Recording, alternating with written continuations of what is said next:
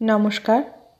গল্প চিরন্তনীতে আমার সকল শ্রোতাবন্ধুকে স্বাগত জানাই। শুনছেন প্রতিভা বসুর লেখা উপন্যাস মনের ময়ূর।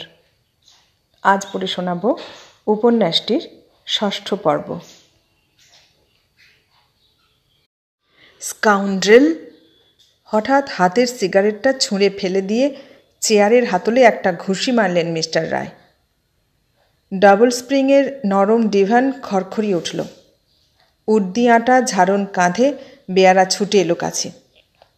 তার ভীত অবনত কালো মাথার ছায়া পড়ল কাছে। হাতের ইঙ্গিতে কলের মতো আবার ফিরে গেল সে।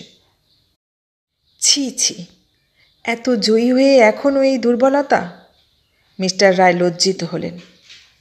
এখনও ওরকম একটা নগণ্য জঘন্য মানুষকে মন থেকে মুছে ফেলতে পারেননি বলে ধিক্কার দিলেন নিজেকে। এ তো একরকমের হেরে যাওয়া, হেরে থাকা। দুঃখ, রাগ, অভিমান, আক্রোশ এসব তো তার জন্যেই সঞ্চিত থাকে যাকে মানুষ মানুষ হিসেবে গণ্য করে।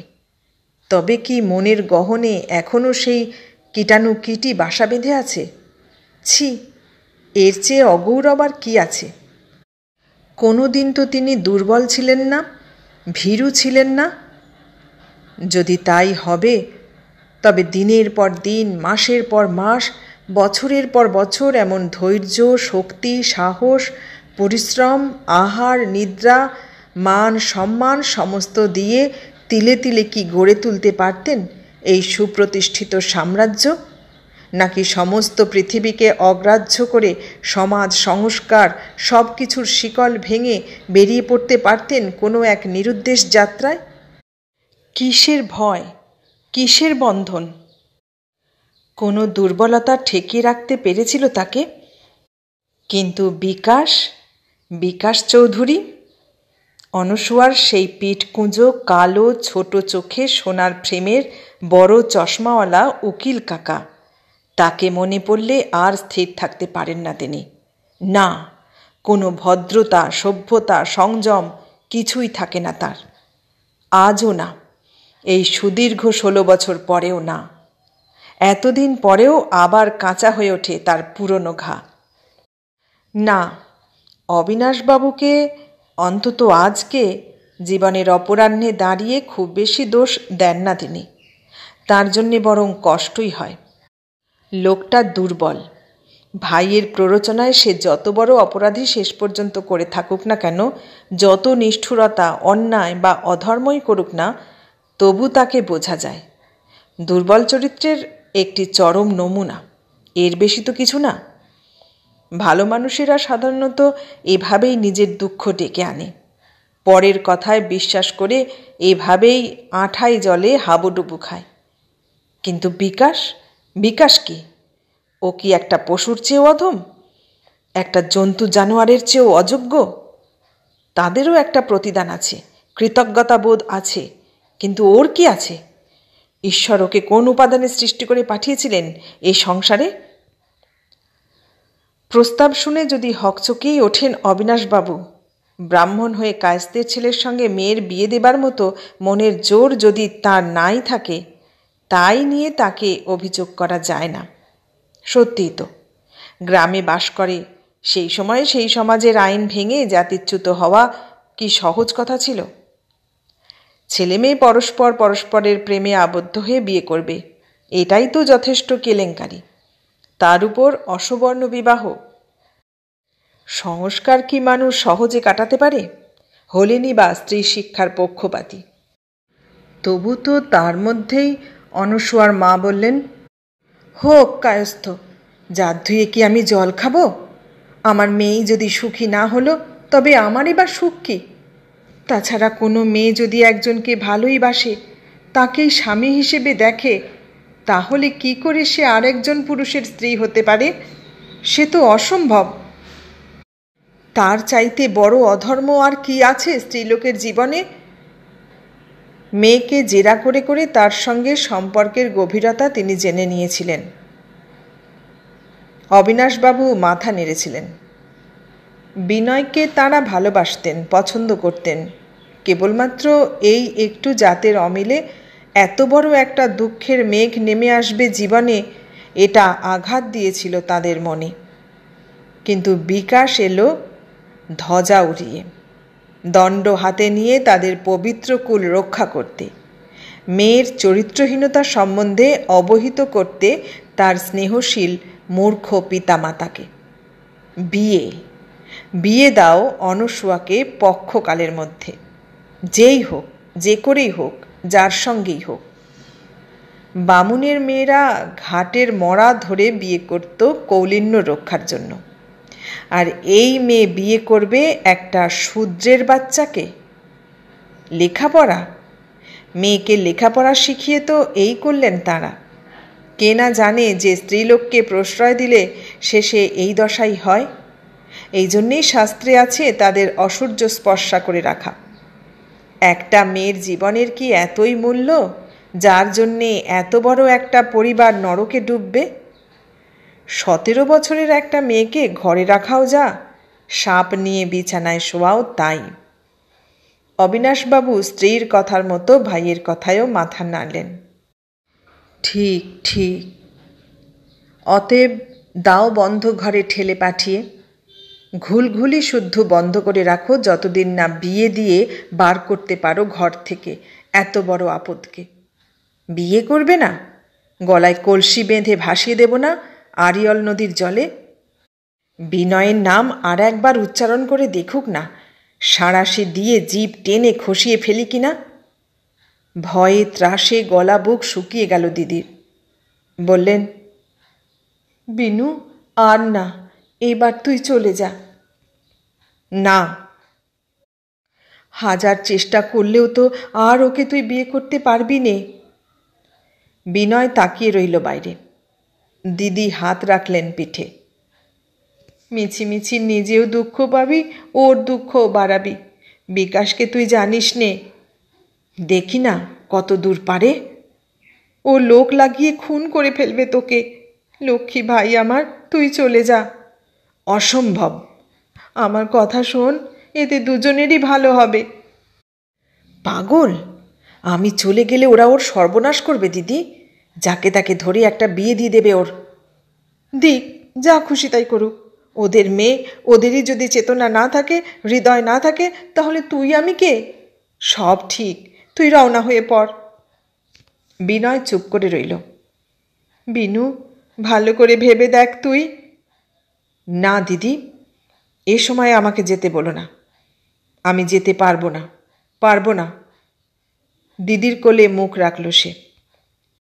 সেটাই কি তিনি ভুল করেছিলেন? আরও অনেকবারের মতো আবারও মিস্টার রায় বিশ্লেষণ করলেন নিজেকে। অনসূয়াকে বিয়ে করতে চাওয়াটাই কি তার বোকামি হয়েছিল, অন্যায় হয়েছিল, অপরাধ হয়েছিল? যৌবনে তো মানুষ কত কিছুই করে, কত প্রেম, কত দৃষ্টি বিনিময়, কত হাতে হাত ঠেকানো। কিন্তু সেটাকেই অমন একটা গভীরতার পর্যায়ে নিয়ে যায় কে? তিনি বা কেন নিতে গেলেন? সে কি তার ইচ্ছে? কেউ কি কাউকে ইচ্ছে করে ভালোবাসতে পারে? ভালোবাসা তো জন্মায়। কবে তার কুঁড়ি ধরে মনের অতল গহনে, তারপর একদিন ফুল হয়ে ফুটে ওঠে নিজে থেকে। সে তো কারোর ইচ্ছার অধীন না। যে ফসল আমরা বুনি না, যে জমি আমরা দেখি না, সেই প্রাণকণিকাটিও তো আমরা উপড়ে ফেলতে পারি না। বুকের ভেতর কোথায় কোন নিভৃতে যে বাসা বেঁধে থাকে। মন কি? মন কাকে বলে? মনকে কে কবে দেখেছে, ধরেছে, ছুঁয়েছে? দীর্ঘশ্বাস ফেললেন তিনি। বয়সের পক্ষে সতেজ চেহারা তার ফুটে উঠল বুক খোলা ড্রেসিং গাউনের মসৃণ আচ্ছাদনের ভেতর দিয়ে। আরেকটি সিগারেট ধরালেন। খুব বেশি অভ্যস্ত নন এই নেশায়। নেশাটাই ঠিক তার ধাতস্থ নয়, তবু মনের কোনো অস্থিরতার সঙ্গে তাল রাখবার জন্য এটা চাই তার। হাতের ঘড়িতে নজর করলেন, এক পলক। উঠতে হবে আর একটু পরেই। 12টায় গিয়ে পৌঁছতে হবে এরোড্রামে। এবার ভেবেছিলেন ট্রেনে যাবেন, হলো না। কতকাল ট্রেনে চড়েন না। ট্রেন প্রায় একটা স্মৃতির মতো। গোটা ভারতবর্ষটা হুশ করে পার হয়ে যাবেন 5 ঘন্টায়, ভাবতেই দুঃখ হচ্ছে। কি দেখতে পাবেন এরোপ্লেনের উঁচু থেকে? নদী, নালা, পাহাড়, কি মাটির ঢিবি, সব সমান। একটু হাসি ফুটল। কাল থেকে আজ এখন এই বেলা 11টা পর্যন্ত কতবার যে এ কথাটা মনে করে তিনি কৌতুক বোধ করেছেন তার হিসেব নেই। যারা তখন জীবন পণ করে লড়াই করেছিল তাকে হারিয়ে দিতে, আর কয়েক ঘন্টা পরে যখন আবার তিনি দাঁড়াবেন গিয়ে তাদের মুখোমুখি, তখন তারা কি বলবে, কি করবে? যে কোনো একটা লোককে ধরে এনে কন্যা সম্প্রদান করার কি কৈফিয়ত দেবে সেই নিষ্ঠাবান ব্রাহ্মণ সন্তানরা? নাকি তাড়িয়ে দেবে, আবার ধরিয়ে দেবে পুলিশে?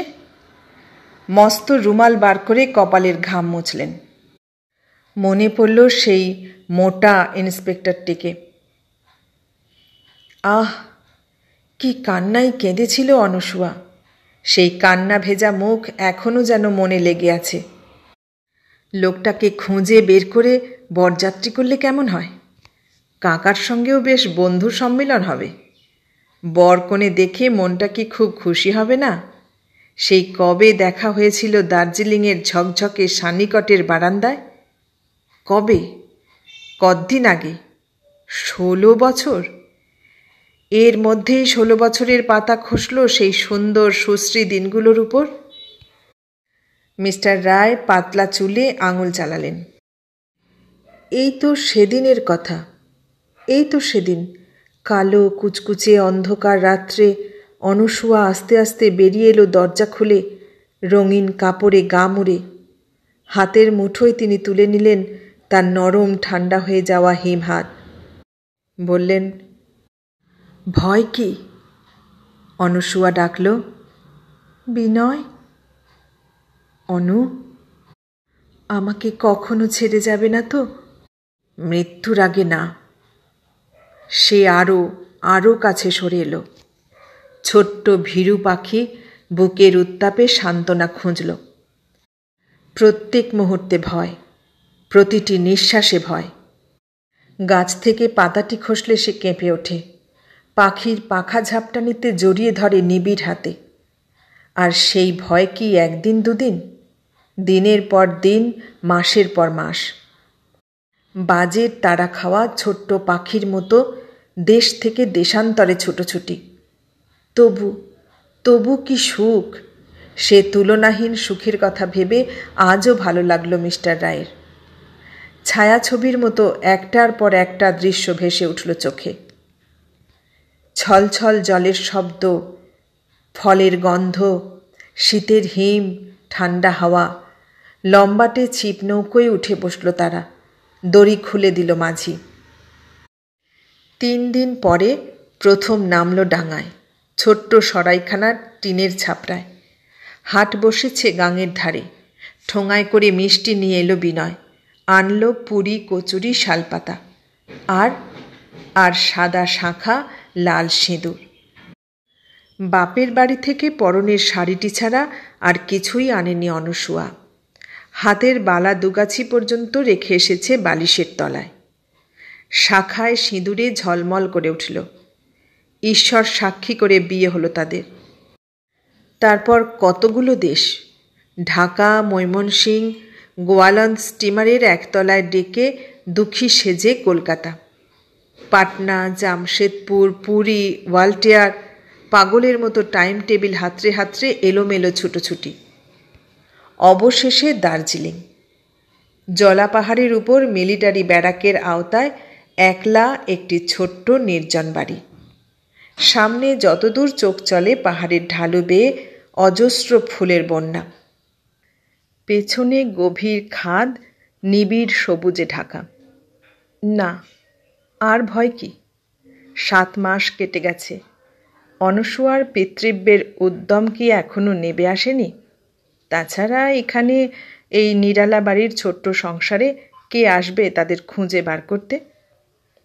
একটি থালা, একটি গ্লাস, একটি বিছানা, একটি স্পিরিট ল্যাম্প, আর কি? 2 মানুষের সংসারে আর কতটুকু লাগে? 2 শরীর তো একটা হৃদয়েরই 2 ভাগ। পেরেকে ঝোলানো আয়না আর চিরুনি, দেয়াল তাকে দাড়ি কামাবার ব্লেড আর চুলের কাঁটা, পাশাপাশি ধুতি আর শাড়ি, গেঞ্জি আর ব্লাউজ।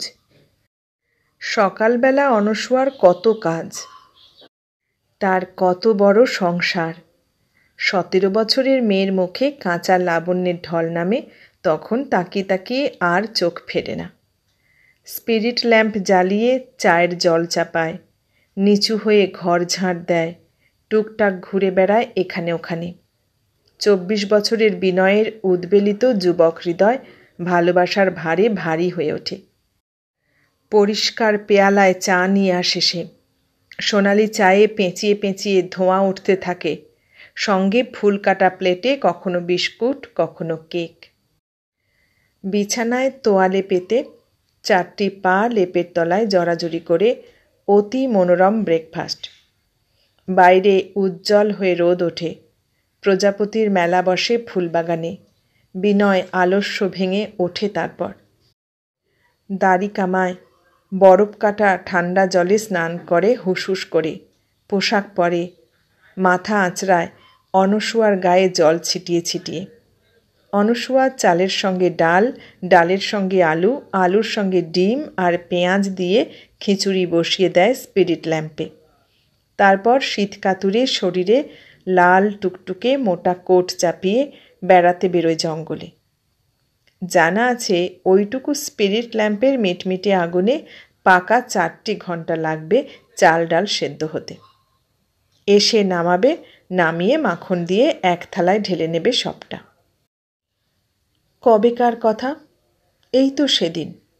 এখনও তো মিস্টার রায় সেই উত্তপ্ত সুখস্রোত অনুভব করতে পারেন বুকের মধ্যে। মন কেমন করে ওঠে। একদিন একটা ছোটোখাটো ভোজের ফর্দ তৈরি হলো মাথা খাটিয়ে। হিসেব করে দেখা গেছে এখনও যা টাকা আছে বিনয়ের হাতে, তাতে আরও মাস 3 চলবার পক্ষে যথেষ্ট। অনস্বয়া বলল, আর ভোজের দরকার নেই, চলো এখান থেকে পালাই। পালাবো কি? রেজিস্ট্রিটা করে নিই, তারপর না হয় আর একবার নির্ভয়ে হানিমুনে বেরোনো যাবে। আমার কেমন ভয় করছে কদিন থেকে। ভয়েরও একটা অভ্যেস আছে দেখছি। নিশ্চিন্ত সুখে বিনয় 2 হাতে বুকের মধ্যে জড়িয়ে নিয়েছে অনস্বয়াকে। কিচ্ছু ভয় নেই আর। 2জন সাক্ষী জোগাড় করেছি, রেজিস্ট্রারকে নোটিশ করেছি, বিয়েটা হয়ে যাওয়াই ভালো। তবু অনস্বয়ার মুখ থেকে ভয়ের ভার নামেনি। ততদিনে সমস্ত বাংলাদেশের সমস্ত খবরের কাগজে ছবি বেরিয়ে গেছে তাদের। মুখে মুখে এই চাঞ্চল্যকর খবর নিয়ে কত রকম গুজবই রটনা হয়েছে দিনের পর দিন। কাগজ বিক্রি বেড়ে গেছে হকারদের হাঁকে ডাকে। বড় অক্ষরে অনস্বয়া হরণের রোমাঞ্চকর কাহিনী পড়ে বাপ মায়েদের মধ্যে সামাল সামাল রব উঠে গেছে। যুবক যুবতীরা চকিত হয়েছে। রেজিস্ট্রারও কি পড়েননি কাগজ, শোনেননি কিছু? বোকা বোকা বিনয়, আস্ত একটি মূর্খ তুমি। কি বুদ্ধিতে তুমি তোমার নাম ঠিকানা দিয়ে এসেছিলে রেজিস্ট্রারের কাছে? কি চমৎকার বিয়েই দিতে এলেন তিনি। এত আকাঙ্ক্ষিত বিয়ে, তার মধ্যে কি অনস্বয়ার কাকা উপস্থিত না থেকে পারেন? বিয়ের তারিখের নির্দিষ্ট দুপুর কোলাহলে ভরে উঠল।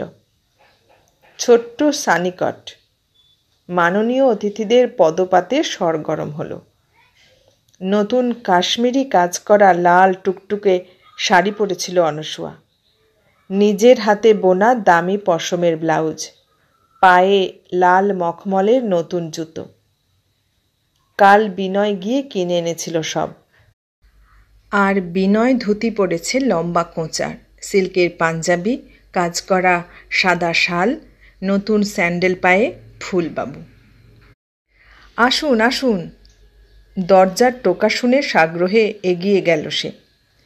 অনস্বয়া বিছানার টান করা বেড কভার আর একটু টান করল।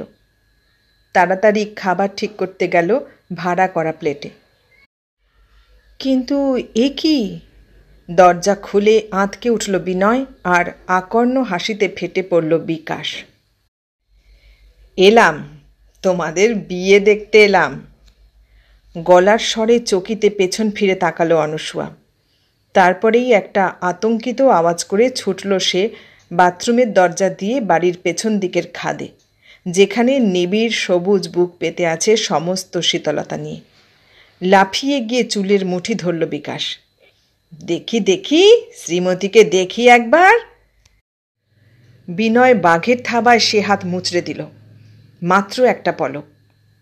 লাগাও লাগাও, হাতকড়া লাগাও, হারামজাদা বদমাস।